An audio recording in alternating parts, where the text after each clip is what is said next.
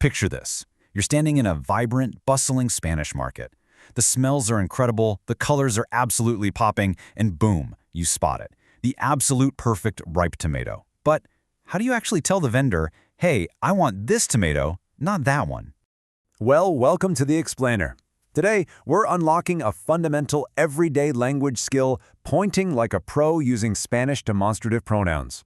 Look, if you've ever felt totally tongue-tied trying to just point things out in a Spanish-speaking environment, don't worry at all. This breakdown is exactly what you need to finally master it once and for all. So, here's our roadmap for today's Explainer. We're going to start with the power of pointing, then dive into the 2 golden rules you absolutely have to know. After that, we'll zoom in on this and these, step back a bit for that and those, and finally, we'll put it all to the test with our market transformation. All right, let's jump right into Section 1, Navigating the Market. So what exactly are we talking about here? The core concept is actually super simple. Demonstrative pronouns are literally just words that point to specific things based on their physical distance from you, the speaker. It's basically your verbal pointing finger. You're just establishing the difference between what's right here in your hand versus what's over there on the vendor shelf.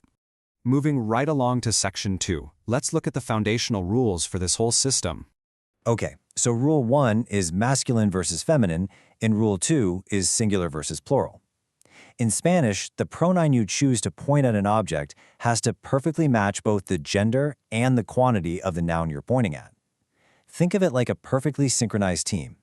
If your noun is feminine and plural, well, your pointing word has to be feminine and plural too. No exceptions. Let's get up close and personal in Section 3. All right, so for a masculine singular object that's close to you, like literally within arm's reach, you use este. For a feminine singular object, you use esta. Notice those beautifully contrasting endings there? That A is your signal for masculine and the A is for feminine. So if you're holding a single masculine tomato, it's este tomate. Now, when we grab more than one, the rules shift just a tiny bit.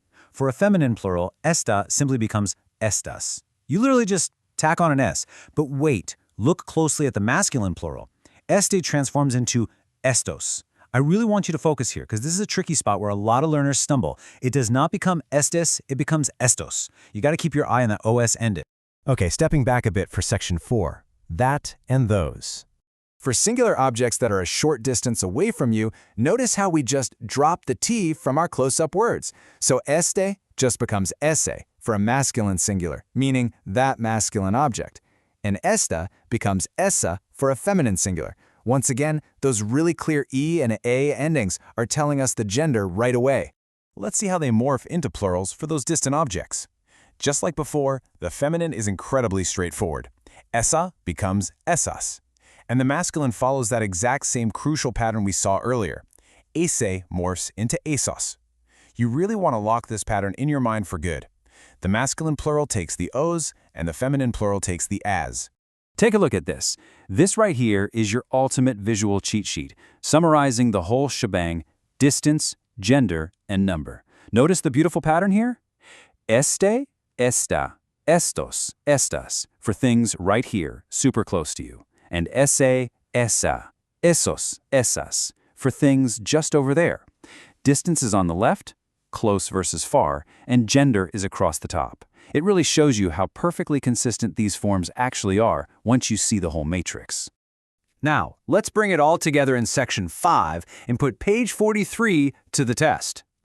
So here is the exact instruction from our source textbook to really ground this exercise. It says, utiliza el plural de los demostrativos para transformar las oraciones. Basically, use the plural of the demonstratives to transform the sentences. Our specific goal here is taking singular market sentences and successfully making them plural.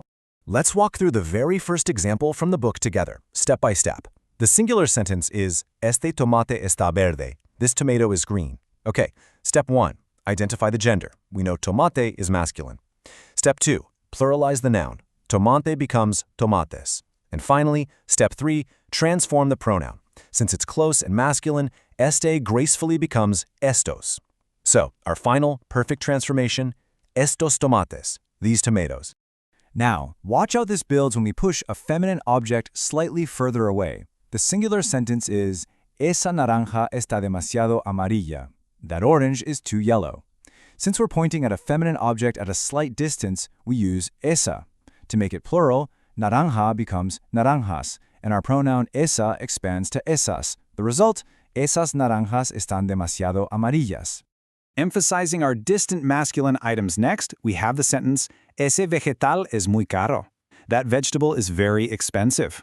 Our base noun is vegetal, which is masculine, making our singular form ese vegetal. Now, when we apply our plural transformation, we absolutely have to remember that masculine os shift. It turns from that vegetable into esos vegetales, those vegetables. To really lock this in, let's do a final rapid-fire comparison from the exercise. Esta fruta es muy barata. This fruit is very cheap. It's close to us and it's feminine, so we use esta. To transform it into these fruits, esta flawlessly shifts to its plural form. Estas frutas son muy baratas. I mean, just look at how structurally consistent that is.